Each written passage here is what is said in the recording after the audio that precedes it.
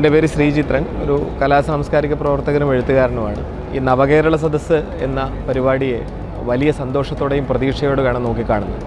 ചരിത്രത്തിലാദ്യമായി ഒരു മന്ത്രിസഭ മുഴുവനായും ജനങ്ങളിലേക്ക് ഇറങ്ങി വരിക എന്നത്, പൂർണ്ണമായും ജനങ്ങളുടെ മുന്നിലേക്ക് പൂർണ്ണ മന്ത്രിസഭ എത്തിച്ചേരുക എന്നത് തന്നെ വളരെ പ്രതീക്ഷാനിർഭരമായൊരു കാര്യമാണ്. അതോടൊപ്പം തന്നെ കേരളം ഇന്ന് വരെ നേടിയ ഒരു കേരള മോഡൽ എന്ന നിലയ്ക്ക്, സസ്റ്റൈനബിൾ ഡെവലപ്മെൻറ്റ് എന്ന നിലയ്ക്ക് കേരളം നേടിയ നേട്ടങ്ങളുടെ മുൻനിർത്തിക്കൊണ്ട് കേരളത്തെ ഇനി മുന്നോട്ടെങ്ങനെ നയിക്കണം എന്നതിനെക്കുറിച്ച് വളരെ ദിശാബോധമുള്ളൊരു പ്രവർത്തനമാണ് നിലവിൽ സർക്കാർ നടത്തുന്നത് എന്നതിൻ്റെ ഏറ്റവും വലിയ തെളിവായിട്ടാണ് ഈ നവകേരള സദസ്സിനെ ഞാൻ നോക്കിക്കാണുന്നത്. കാരണം ഒരു 25 വർഷങ്ങൾ ശേഷം ഏതാണ്ട് സ്കാൻഡിനേവിയൻ കൺട്രീസിനോടൊക്കെ ഒപ്പം നിൽക്കാവുന്ന നിലയ്ക്കുള്ള ഒരു വലിയ തോതിലുള്ള സസ്റ്റൈനബിൾ ഡെവലപ്മെൻറ്റിൻ്റെ ഒരു പുതിയ യാത്ര കേരളം ആരംഭിക്കുകയാണ്. അത്തരത്തിലുള്ളൊരു സമ്പൂർണ്ണമായ വിഷണറി, ദീർഘകാലത്തേക്കുള്ള ഒരു വിഷണറിയോട് കൂടിയാണ് ഈ സർക്കാർ പ്രവർത്തിക്കുന്നത് എന്നതിൻ്റെ ഏറ്റവും കൃത്യമായൊരു തെളിവായിട്ട് കൂടിയാണ് ഈ നവകേരള സദസ്സിനെ ഞാൻ നോക്കിക്കാണുന്നത്.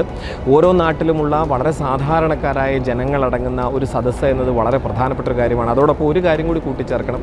രാവിലെ പൗരപ്രമുഖരുടെ മീറ്റിംഗ് എന്നൊക്കെ നിലയ്ക്കുള്ള വിശദീകരണമുണ്ടെങ്കിലും ഞാനിവിടെ വരുമ്പോൾ കാണുന്ന ഒരു സന്തോഷകരമായ ദൃശ്യം, കൃത്യമായും പാലക്കാടിൻ്റെ ഒരു പരിച്ഛേദം എന്ന നിലയ്ക്ക് പാലക്കാടിലുള്ള വിവിധ അടിസ്ഥാന വർഗ്ഗങ്ങളിൽപ്പെട്ട മനുഷ്യർ, തൊഴിലാളികളായ മനുഷ്യർ, സാധാരണ മനുഷ്യർ, കല, സാംസ്കാരികം, സാഹിത്യം, മറ്റ് സാമ്പത്തിക രംഗം, അതോടൊപ്പം IT അടക്കമുള്ള രംഗത്തു നിന്നുള്ള പുതിയ വിദഗ്ധർ, വിദ്യാർത്ഥികൾ എന്നിങ്ങനെ വളരെ ബഹുസ്വരമായ, വളരെ വേഴ്സിറ്റലായ പല നിലയ്ക്കുള്ള ആളുകളുടെ ഒരു സാന്നിധ്യം കൃത്യമായ പാലക്കാട് എന്ന് പറയുന്ന മണ്ണിൻ്റെ ഒരു പരിച്ഛേദത്തെ, ഒരു ക്രോസ് സെക്ഷനെ ഇവിടെ ഉറപ്പുവരുത്താൻ കഴിഞ്ഞിട്ടുണ്ട്. യഥാർത്ഥത്തിൽ ഇതാണ് നമ്മുടെ നാട്ടിലെ പൗരപ്രമുഖരെന്ന് പറയുന്നത്.